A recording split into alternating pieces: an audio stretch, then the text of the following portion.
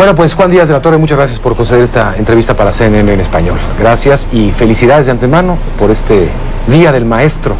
Hay que felicitar a todos los maestros y maestras de este país que sin duda hacen una labor increíble a lo largo de muchos años. Al contrario, muchísimas gracias por la invitación y tener la oportunidad de compartir con el auditorio la visión sobre el sistema educativo mexicano en esta coyuntura, y al mismo tiempo aprovechar para felicitar porque, si no estoy mal, cumplen ustedes 2 años de este programa, y lo cual habla muy bien porque hay consistencia y les felicito. Muchas gracias. Efectivamente, comenzamos hace 2 años, justo un domingo que era 15 de mayo, y por el Día del Maestro hicimos algo sobre educación. Evidentemente han pasado 2 años y han pasado muchas cosas en el tema educativo.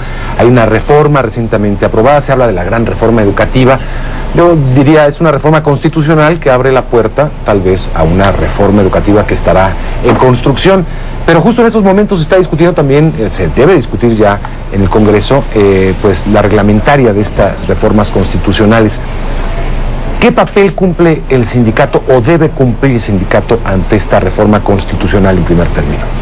Bueno, el primer punto es de que el sindicato representa a los docentes mexicanos, un poco más de 1,5 millones, que tienen en sus manos pues lo más preciado que tienen las familias, que son sus hijos, y en el centro de los afanes de todos los maestros todos los días está lo más importante que tienen las familias. Afortunadamente, la inmensa mayoría de los maestros mexicanos aglutinados en el CENTE, en el Sindicato Nacional de Trabajadores de la Educación, están cumpliendo con esa responsabilidad y por lo tanto comprometidos con la urgencia de transformar el sistema educativo nacional, porque así nos lo está demandando y nos interpela de esa manera el modelo que campea por el mundo, y por lo tanto hoy, como siempre, es importante recordar esto, y la sociedad lo sabe. Los maestros mexicanos siempre han estado a favor de las transformaciones. De hecho, muchas de ellas las han encabezado. Hoy no será la excepción. Tenemos que hacer una primera pausa y regresamos enseguida. Seguimos hablando de la reforma educativa y el papel del Sindicato Nacional de Trabajadores de la Educación con su dirigente. Volvemos. Hay un sector disidente que está oponiéndose fuertemente a la reforma, particularmente, según dicen ellos mismos, a la parte de la evaluación. En esto, este sector disidente está pues poniendo bastantes obstáculos. Bueno, el papel que también juega ahí el sindicato es importante, porque tenemos el privilegio, nosotros como CENTE, de que desde 1992 nos reconocimos como diferentes, como plurales, con diferentes ideologías regionales y militancias partidistas, y por lo tanto la pluralidad existe al seno de nuestro sindicato. Lo que hemos hecho nosotros, el llamado a nuestros compañeros que están sobre todo en Guerrero, en Oaxaca y una parte de Michoacán, pues a que el derecho que tenemos, afortunadamente en México existe esa posibilidad de expresar nuestras inconformidades, nuestras disidencias, nuestras demandas, nuestras exigencias. Tenemos ese privilegio de poder hacerlo, y sin renunciar a ello, a que lo hagamos con responsabilidad y con seriedad, cubriendo 2 asuntos concretos. Uno, buscar no afectar el derecho humano de nuestros niños, de nuestros alumnos a recibir la educación. Y el segundo, el que las formas de hacerlo, de expresar esas inconformidades, no lesione la imagen de los maestros mexicanos, lo cual es grave, porque de por sí en los últimos años se ha buscado desde algunas esferas descalificar, satanizar satanizar a los maestros, y la verdad es un equívoco. Afortunadamente no ha permeado esto, y en los últimos estudios de opinión a los que yo tengo acceso, nos hablan de que la sociedad mexicana tiene en los maestros en el 71% aproximadamente de aprecio social. Eso habla bien de los maestros mexicanos. Tenemos que hacer otra pausa breve, pero antes vamos con algunas participaciones del público a través del Facebook. ¿Cómo evaluarías a los maestros de México? Le preguntamos a la gente a través de Facebook. Blanca Martínez dice: los verdaderos maestros están en las aulas haciendo su chamba. Los que salen solo afectan a los alumnos. Y Moisés Cornejo dice: nada más se están quejando, principalmente en el sur del país. La educación del país requiere del compromiso de todos, dice Moisés Cornejo. Gracias por participar, y hágalo también a través de Twitter en @MarioCNN y @Mexopina. Seguiremos leyendo algunas de sus participaciones. Continuamos después de la pausa. Estamos en México Opina analizando la reforma educativa, el papel del Sindicato Nacional de Trabajadores de la Educación. A propósito del Día del Maestro, el 15 de mayo, una felicitación a todos los maestros y maestras de nuestro país. Participa con nosotros a través de Twitter en @MarioCNN. Son parte del sindicato, de hecho la coordinadora, las distintas expresiones disidentes son parte del sindicato, son escisiones del sindicato, pero ellos siguen sintiéndose parte del sindicato nacional. Es muy importante esa pregunta. Efectivamente, los compañeros que son miembros de la CENTE, CONCE, son miembros del Sindicato Nacional de Trabajadores de la Educación, pero desde hace años estas fuerzas han decidido no compartir la estrategia de lucha que nosotros como Dirección Nacional tenemos, y hemos sido respetuosos de ellos. En todo caso, lo importante, creo, y lo voy a decir con toda seriedad, que jamás han planteado la posibilidad de escindirse o hacer otro sindicato, porque han entendido que el valor central de la lucha de los trabajadores aquí y en el mundo es la unidad. Garlito, en el que sí han caído otros miembros del sindicato que ceden al canto de las sirenas y han ido por ahí creando algunos otros sindicatos menores.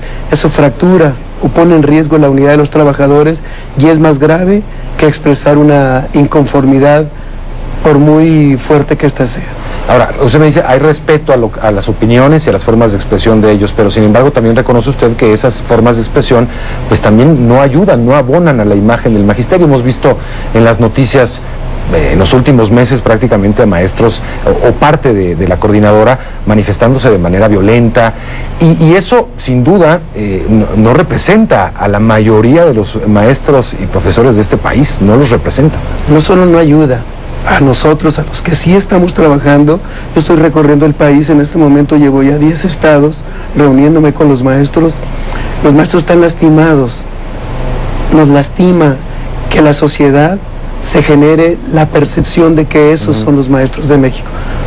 Afortunadamente, como digo, la inmensa mayoría está cumpliendo, y por eso la convocatoria, que lo hagamos de una manera que nos muestre como lo que somos, maestros, que al final de cuentas hay espacios como hacerlo. Nosotros mismos no estamos cruzados de brazos, estamos generando una estrategia, estamos construyendo en la vía del acuerdo, del diálogo, de la negociación, las posibilidades de que el documento final que se discuta en el Congreso Federal, en la Cámara de Diputados y en el Senado, contemple la visión del sindicato, la visión de los trabajadores, para que el resultado final de lo que llegue a aprobarse en las 3 leyes reglamentarias sea el resultado de un juego de ganar-ganar. Que gane la educación, que ganen los niños, que ganen los padres de familia, que ganen los maestros. Esa es nuestra ruta. ¿Y esa ruta se está haciendo política ahorita? Por supuesto. Por supuesto, personalmente yo lo estoy haciendo, y los grupos de trabajo de la organización sindical lo estamos haciendo, y lo haremos en los próximos días con el Pacto por México, lo haremos seguramente con los señores diputados y con los señores senadores y con todos aquellos actores que tienen que ver con el hecho educativo. Nos ha parecido interesantísimo las últimas declaraciones que están haciendo los nuevos académicos que tienen a su cargo el Instituto Nacional para la Evaluación de la Educación, que desde la visión académica nos ayuda mucho lo que están declarando, en el sentido de que la evaluación como eje central del desarrollo profesional de los maestros traiga como posibilidad, primero, que sea justa, que considere los contextos en los que se desarrolla la educación indígena, por ejemplo. La cuestión geográfica. La cuestión geográfica, la infraestructura, de tal manera que se cumpla esto que es común para aquellos donde han enfrentado otros países donde se ha ido adelante con las reformas educativas, que se cumpla aquel principio que afirma: para que la reforma educativa sea exitosa, los maestros deben de hacer la suya, porque son ellos los que desdoblarán en todos los espacios las posibilidades de cumplir los objetivos.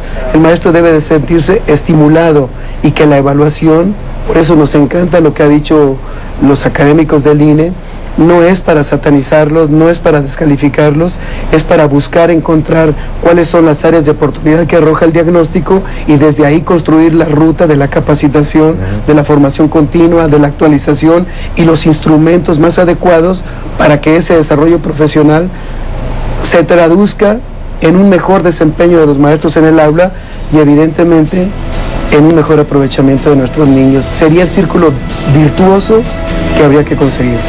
Vamos a hacer otra pausa más, volvemos enseguida para continuar con el tema de la reforma educativa y el papel que desempeña el Sindicato Nacional de Trabajadores de la Educación a propósito de este 15 de mayo, Día del Maestro. Vamos con noticias con nuestros colegas en Atlanta y regresamos a esta mesa.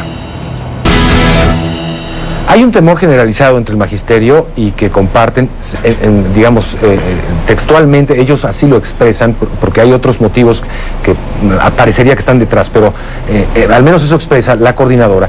Y hay, me parece también, conversando con otros maestros que no forman parte de la coordinadora, sino del sindicato, el temor de perder las plazas por esta reforma que se acaba de ser aprobada. Es decir, si hay una evaluación universal que yo no apruebo, automáticamente o prácticamente podré perder mi plaza. Ese es un temor, pues no sé si justificado, porque todavía no se hace el reglamento, pero ¿qué les diría a estos maestros que tienen este temor justificado porque está en el texto?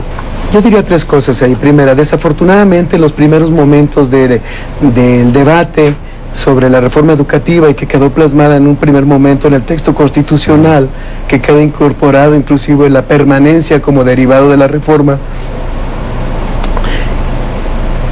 y en esos primeros días, me parece que es el segundo, la información o cómo transita o cómo se hace público, cómo se difunde y se divulga los objetivos y los alcances de la reforma, sí generó una gran incertidumbre y no solo incertidumbre, molestia de qué va a pasar.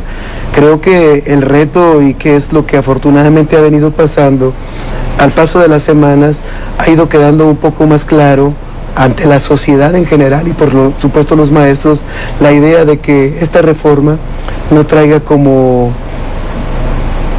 título el asunto de satanizar a los maestros o de dejarlos sin su empleo.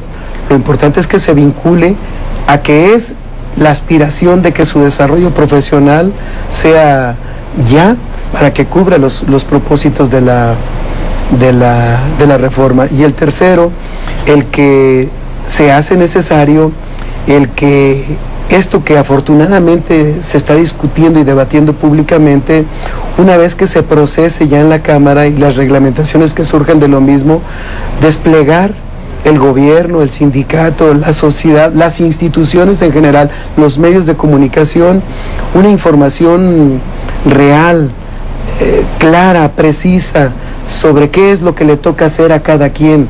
Si todos sabemos y estamos convencidos de que lo que a cada quien le toca hacer lo conocemos todos, seguramente que el resultado de la evaluación universal y obligatoria, los maestros no lo verán mal, porque además señalo aquí algo, los maestros no nos oponemos a la evaluación. En el programa de carrera magisterial, que es importante decir que es una de las principales rutas del escalafón horizontal por el que el maestro, sin dejar su plaza o su nivel, alcanza beneficios económicos a través de esa prestación. Bueno, pues en este momento están dentro del programa de carrera magisterial y que pasa por una evaluación ya 830,000 compañeros. Ellos están en la evaluación permanente. Para ellos no va a significar ningún cambio. Sí va a significar un cambio porque los instrumentos que ahora diseña el INE serán otros, pero en todo caso la cultura de la evaluación como proceso está en esos 830,000.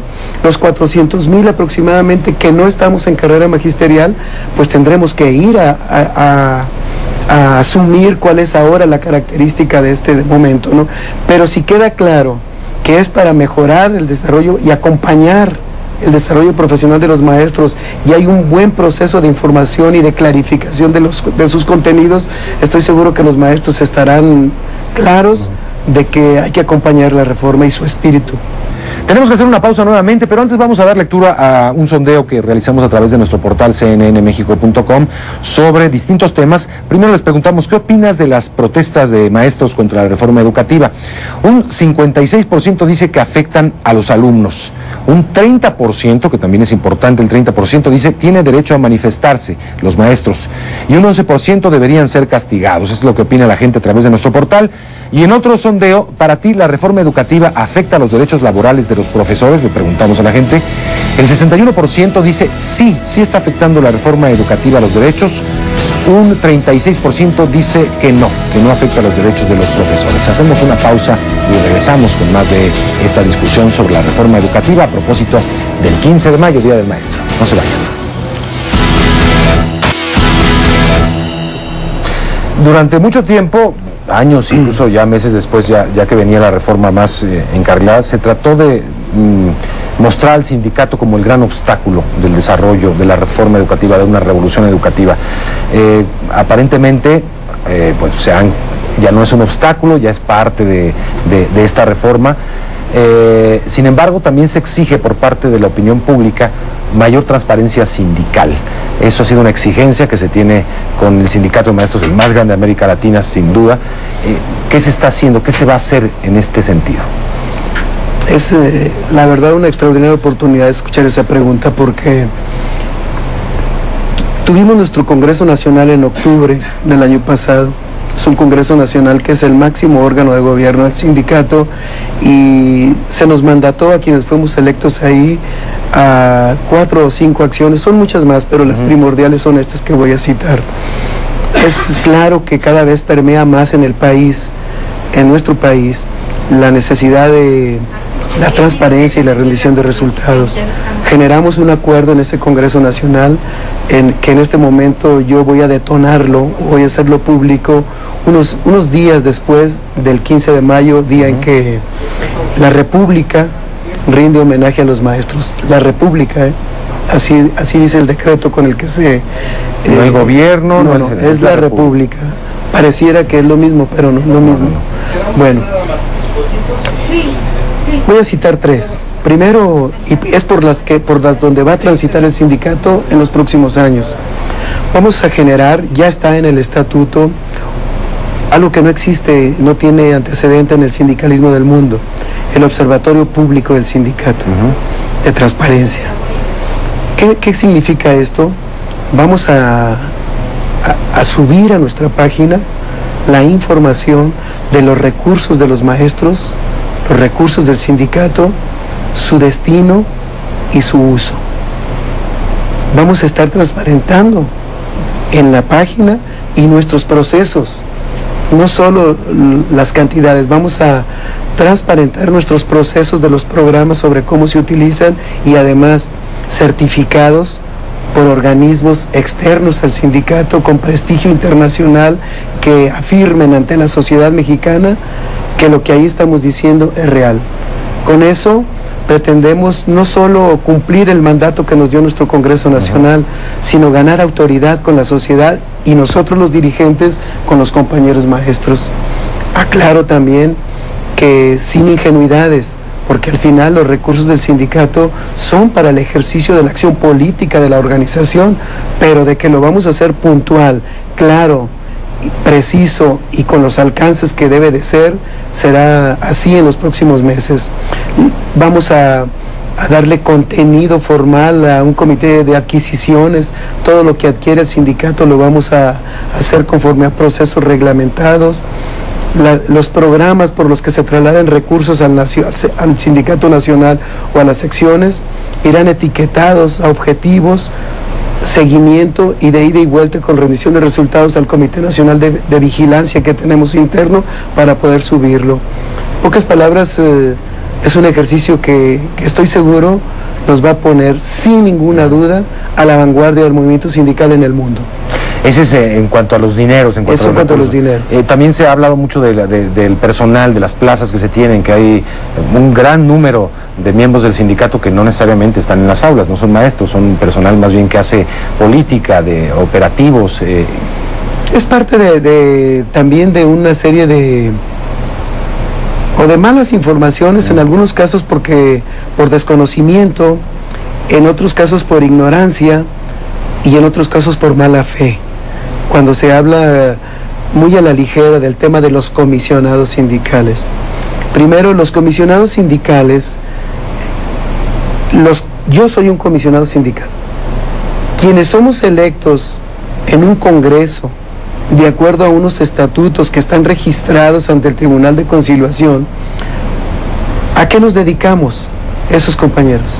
Que en unas secciones son 38, en otras 53, dependiendo de la membresía que cada sección sindical tiene en las entidades del país. ¿A qué nos dedicamos esos comisionados sindicales? Todos los días, a atender los cientos de miles de incidencias que se dan en los problemas de los maestros, profesionales, laborales, educativos, salariales, asistenciales, en fin. Nuestro sistema educativo es tan complejo por los niveles educativos que tiene, por las regiones, que cada maestro es un caso. Cuando dicen, ¿cuáles son los problemas? La problemática de los maestros indígenas, pues ¿cuáles? ¿En qué estado?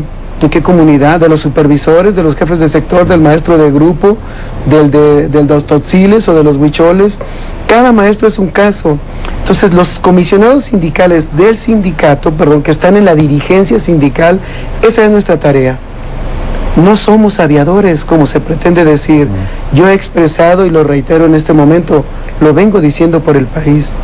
Si hay en las secciones sindicales algún compañero que tiene una comisión sindical y no está cumpliendo esta función, o se retira o que lo denuncien. ¿Y cuántos comisionados sindicales hay aproximadamente? Es variable, como decía, el número, pero si hacemos un ejercicio así muy elemental, nosotros tenemos 55 secciones en el país. En algunas entidades son 2 secciones, en una 1, y los comités están integrados entre... la menor sección que tiene son 40 y los mayores quizá 60, 65. Entonces esos comisionados, esos son los que nosotros planteamos a la autoridad estatal o federal el desprendimiento de su grupo para tratar los asuntos de los maestros. Antes de atacar el número, quiero decir, si los comisionados sindicales no hiciéramos esta labor, los maestros tendrían que dejar desatender sus grupos para atender un problema de salud, un problema de asistencia médica, un problema de un crédito, un problema de orden laboral. Me faltó decir eso anteriormente. Sí. Pero además, hay comisiones de trabajo mixtas entre la autoridad local, el del gobierno estatal, el gobierno municipal o federal. Por ejemplo, en este momento está instalada la Comisión Nacional Mixta de Negociación Salarial, CEP-CENTE. Ahí están comisionados un grupo de compañeros del CENTE que se dedican a eso. Es decir, todo el comisionado sindical, esa Comisión Nacional Mixta, por ejemplo, negociadora, si concluimos la negociación en los próximos días, pues queda sin efecto y esos compañeros retornan a hacer su trabajo de manera ordinaria. Lo que es cierto también, cuando se habla de unas cifras escandalosas... Se hablaban de 22,000... Sí, no. No, es fuera de la realidad. Es fuera de la realidad. Cuando hablo de ignorancia, mala fe o perversión, la verdad es que hay una intención de descrédito y no es así. Ahora, si hay, lo digo abiertamente, quien esté comisionado sindicalmente, porque tiene una responsabilidad de dirigente que le entregaron sus compañeros y no está cumpliendo esa función, no nos hacemos cargo de eso. Se ha dicho también en la parte de la reforma que el Estado iba a recuperar la rectoría de la educación, esa prerrogativa que solo correspondía al Estado. Y es que se han puesto muchos ejemplos. Anteriormente la dirigencia sindical, el sindicato, pues tenía y tiene, debo decir, en algunos estados, incluso por acuerdos escritos que yo he visto, tiene incluso prerrogativas sobre algunos funcionarios públicos de la Secretaría de Educación Pública. Así tenemos referencias. Sí. ¿Eso ya no va a existir? Bueno, 2 cosas. La primera, pues qué bueno que el Estado recupere la rectoría. Es su responsabilidad, me parece muy bien, muy bien. Lo que nosotros hemos hecho en los años anteriores es, le decía hace un momento, nosotros los maestros mexicanos no trabajamos en esto. Nosotros somos esto, venimos de las comunidades. Nuestra vinculación con las comunidades no es artificial ni temporal, a un trienio, a un sexenio. Venimos de ahí, somos de ahí, estamos ahí. Por lo tanto, nuestra preocupación por la educación y su desarrollo va más allá de que cobramos por trabajar como maestros. Las escuelas funcionan porque las hacen trabajar los maestros y los padres de familia. Ahora, la segunda parte fue de los funcionarios, de los servidores públicos. Yo estoy seguro que una gran parte de los abogados que se incorporan a la administración pública seguramente aspirarán a ser secretarios de gobernación. un ingeniero a ser secretario de Comunicaciones y Transportes, perdón, no sé, qué sé yo, un doctor, un médico, pues a ser el secretario de Salud. La aspiración de los maestros mexicanos por ser el secretario de Educación de su entidad es un privilegio extraordinario, y que nosotros decimos, si un maestro tiene el perfil, la aceptación, el conocimiento y la decisión de enfrentar un reto como esos, ¿por qué habría que coartárselo? En todo caso, y ahí sí le doy la razón a alguno de los críticos que hacen referencia que desde ahí el sindicato secuestra la educación, lo que debe de hacer un trabajador de la educación, un maestro de carrera que alcanza un cargo de dirección en alguna de las instancias de la administración en el gobierno estatal o el gobierno federal, es servirle al sistema educativo. Esa es la responsabilidad. Creo que no podríamos coartárselo. De cualquier manera, lo fundamental es los resultados que rinda. En todo caso, nosotros como sindicato en esta etapa no tenemos un acuerdo con nadie para proponer o para quitar o poner a alguien. Es una responsabilidad y una facultad que tiene el gobernante de designar a quienes ellos determinen. Si designa algún gobernante, algún maestro valioso, que además de ser valioso en su currículum, en su formación y en la autoridad moral que tenga en su entidad, además de eso es miembro del sindicato, no sería o no será secretario de Educación o algún otro cargo porque es miembro del sindicato. No es una cuota del sindicato. No es una cuota, por supuesto que no. No puede, no debe ser una cuota. Estamos ya prácticamente llegando al final de México Opina, en esta conversación con Juan Díaz de la Torre, presidente nacional del Sindicato Nacional de Trabajadores de la Educación, en este programa dedicado exclusivamente a la educación en México y a los maestros, a ustedes los maestros y maestras de nuestro país en su día. Hacemos una pausa y regresamos a la recta final. Escríbanos sus comentarios sobre esta conversación con Juan Díaz de la Torre a través de Twitter en @MarioCNN y @Mexopina. Cuéntanos qué te parece, cuáles son tus propuestas para mejorar la educación en México. ¿Crees que va por buen rumbo la reforma educativa? Regresamos, no te vayas. ¿Es una sombra el Bester Gordillo para el sindicato, para la dirigencia sindicales particularmente? El sindicato nació en 1943 y debo decir que cada etapa que ha vivido el sindicato en sus dirigentes que ha tenido han sido dirigentes fuertes, dirigentes que cada uno en su momento le dio contenido y vigencia a lo que la coyuntura le permitía. Hasta del 43 al 72, que fue la primera etapa del sindicato, y una de las grandes crisis que tuvo el sindicato en el 72 trajo como consecuencia para la vida de los trabajadores un avance. ¿Por qué? Porque permitió. Hoy prácticamente ya no se habla de eso, pero quien conoce la historia del sindicato sabe que permitió, por ejemplo, esa crisis, el que los trabajadores de base pudieran alcanzar la representación sindical, que hasta antes de eso era prácticamente imposible, sino los cuerpos directivos. Luego en el 89, con 600 o 700 mil maestros en la calle, que fue otra de las crisis del sindicato, donde arribó la dirigencia del sindicato, la maestra Bester Gordillo, trajo también de esa crisis como consecuencia una transformación hacia adelante de la vida del sindicato, que fue inclusive por delante de lo que iba a pasar en el país en la primera alternancia del año 2000. Trajimos al seno del sindicato, derivado de esa crisis, el reconocimiento de la pluralidad, del respeto a la ideología, a la militancia partidista, al voto secreto, que para nosotros lo tenemos desde 1992, a la representación proporcional en los órganos de gobierno del sindicato de las corrientes minoritarias. Pasó esa etapa. Hoy, con el arribo de la actual dirigencia que tengo el honor y la responsabilidad de conducir, el sindicato saldrá hacia adelante sin sombra desde el 43 hasta la fecha. Vivimos nuestro propio momento, y lo que dije de la transparencia son decisiones nuestras mandatadas por un Congreso y que seguramente darán contenido a que el sindicato siga existiendo, tenga viabilidad y además se mantenga fuerte y sólido. Y quiero decir lo siguiente. Es falso quien afirme que cualquier gobierno de cualquier tipo, de cualquier nivel o de cualquier color requiere sindicatos débiles o atomizados. En el mundo está confirmado. El gobierno o la empresa en la iniciativa privada requieren frentes, sindicatos fuertes, unidos, con capacidad de interlocución para la construcción de las mejores posibilidades. La atomización y la dispersión o el debilitamiento de los sindicatos es un equívoco, pretendiendo que desde ahí puede alcanzarse los objetivos, sobre todo de las políticas públicas, como es en el caso de educación. Por eso hemos afirmado que el sindicato está a favor de la reforma, a favor de la transformación del sistema educativo, porque la viabilidad del sindicato depende de la fortaleza del sistema de educación pública. Si el sistema de educación pública se hunde en el país, pues el sindicato entrará en una ruta de debilidad. Es un círculo virtuoso que tenemos que conseguir. El sindicato va a seguir haciendo política, vaya más allá, política más allá de la cuestión educativa, como ya me dijo que se está haciendo política para la reglamentaria de todo lo que es la reforma, pero va a seguir haciendo política.